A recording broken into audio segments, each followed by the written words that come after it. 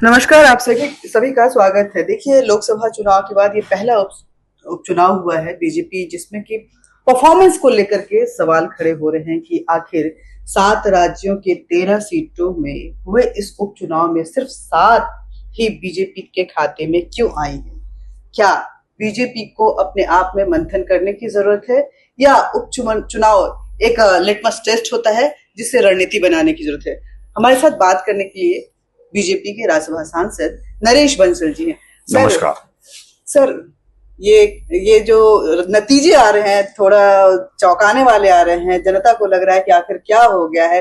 लोकसभा में भी जो उम्मीद थी उस तरह की नहीं आई, और उसके बाद ये जो विधानसभा उपचुनाव हुए हैं उसमें भी कहीं ना कहीं थोड़ा सा निराशाजनक हम कहेंगे। देखिए, लोकसभा के चुनाव के परिणाम हम सबके सामने हैं। हमारी आशा के अनुकूल परिणाम नहीं है, लेकिन आप पूरे विश्व के परिवेश में भी आप देखेंगे तो तीसरी बार कहीं पर भी सरकार लौट कर नहीं आई है, बल्कि अन्य देशों में 5 साल के अंदर 6 प्राइम मिनिस्टर बदले हैं। कई 6, कई 5, कई 4, चाहे वो इंग्लैंड हो, पाकिस्तान हो, श्रीलंका हो, सब जगह।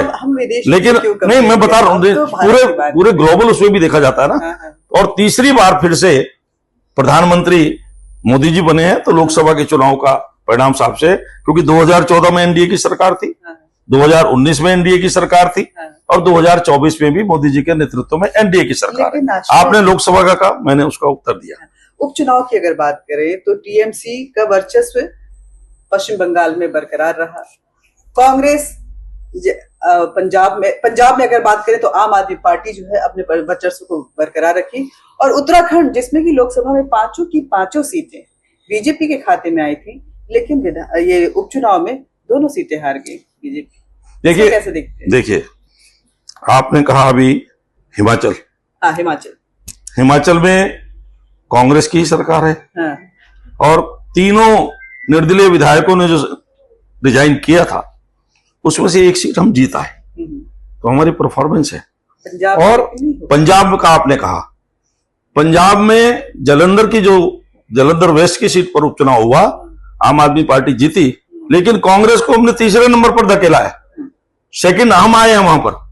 तो आने वाले समय में पंजाब में भारतीय जनता पार्टी बहुत अच्छा करेगी, क्योंकि पहली बार हम खुल करके अकेले सामने आए हैं। पहले हम गठबंधन में रहते थे, बहुत सारी सीटें जीतते नहीं थे, लड़ते भी नहीं थे।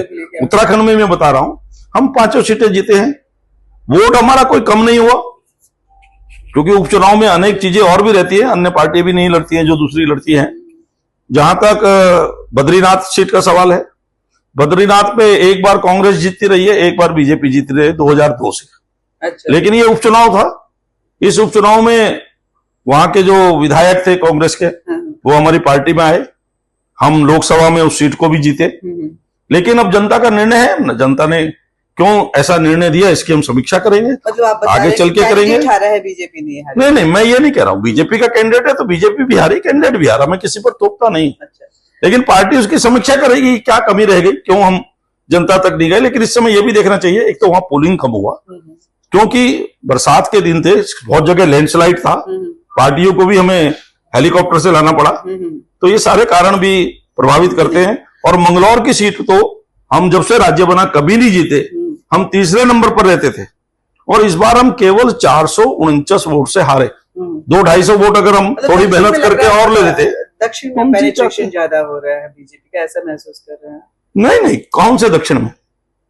दक्षिण में तो कोई चुनाव नहीं था, एक डीएमके का था, डीएमके वहां आई है। अगर देखें तो जिस तरह से दक्षिण में हम लोकसभा में कांग्रेस से ज्यादा सीट जीत कर आए, इसलिए ये कहना बिल्कुल गलत है। कांग्रेस के सहयोगी जो क्षेत्रीय दल हैं वो आज उनके साथ थे, कभी हमारे साथ भी थे। अच्छा। फिर कब आ जाएंगे? अब आंध्र प्रदेश में हमारे साथ चंद्रबाबू नायडू थे, वहां क्लीन स्वीप है, कांग्रेस गई। लोकसभा में हमको हारने की बात कही जाती है कम सीटें लाने के कारण, लेकिन 4 जो राज्यों में चुनाव हुए, आंध्र प्रदेश में हमने क्लीन स्वीप किया, अरुणाचल में हमने क्लीन स्वीप किया, सिक्किम में हमारे एनडीए के पार्टनर की सरकार बनी।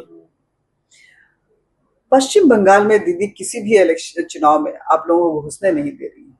कोशिशें बहुत हैं, आताताई भी बहुत हो रही है वहां पे, लेकिन बावजूद इसके लोग ममता बनर्जी पे ही भरोसा जता रहे हैं। अब मुझे इसमें कुछ से कहना चाहिए, जिस प्रकार से हिंसा का नंगा नाच वहां पर चुनाव में होता है, बूथों पर कब्जा होता है, जो सब प्रकार का एलिमेंट टीएमसी के अंदर है, उसके कारण कुछ समय ममता दीदी जीतती दिखाई देगी।